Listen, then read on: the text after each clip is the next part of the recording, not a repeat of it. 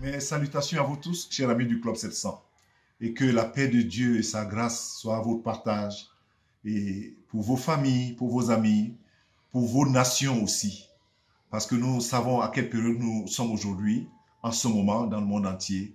C'est un cri de détresse, c'est des alarmes, c'est de la peur, c'est la psychose. J'ai pensé à une parole dans Michée 6 au verset 8 qui dit « On t'a fait connaître, ô homme, ce qui est bien. Et ce que l'Éternel demande de toi, c'est que tu pratiques la justice, que tu aimes la miséricorde et que tu marches humblement avec ton Dieu. » C'est dans Michée, le chapitre 6, le verset 8. On t'a fait connaître, ô homme, ce qui est bien. Et ce que Dieu te demande, et moi aussi, c'est que nous pratiquons la justice, que nous aimons la miséricorde et que humblement nous marchons avec notre Dieu. Notre monde aujourd'hui, ou notre génération aujourd'hui, est une génération qui transgresse presque tout. On est passé à une autre phase de la vie et on ne comprend plus qu'est-ce qui arrive. Mais l'amour de Dieu, cet amour inconditionnel, est toujours là. Il frappe, il appelle, il attend. Par des signes, par des événements, par des situations, même souvent très douloureuses et pénibles, Dieu nous interpelle, il nous appelle. Je ne sais pas dans quelle position tu es maintenant. Je sais parce que tu penses de Dieu.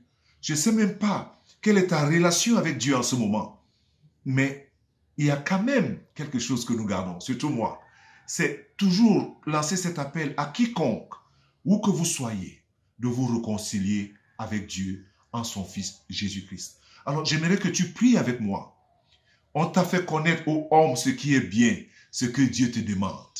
Une seule chose, c'est que tu pratiques la justice, que tu aimes la miséricorde et que tu sois humble dans ton cœur. Est-ce ton cas? Est-ce ta vie? Alors prie avec moi. Seigneur Jésus, je viens à toi très humblement maintenant. Au milieu de tout ce qui se passe dans ce monde, reconnaître mon besoin d'un sauveur et de salut. Et je demande pardon.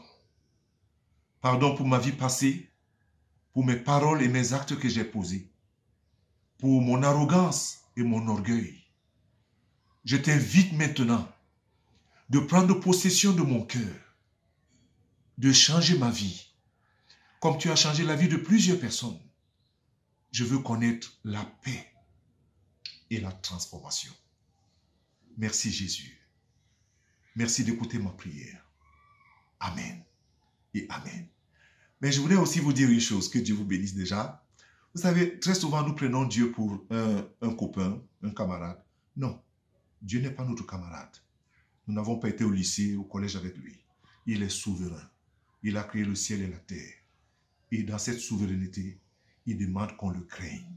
La crainte de Dieu est le commencement de la sagesse pour un individu, pour une nation, pour une famille. Soyez bénis abondamment en Jésus.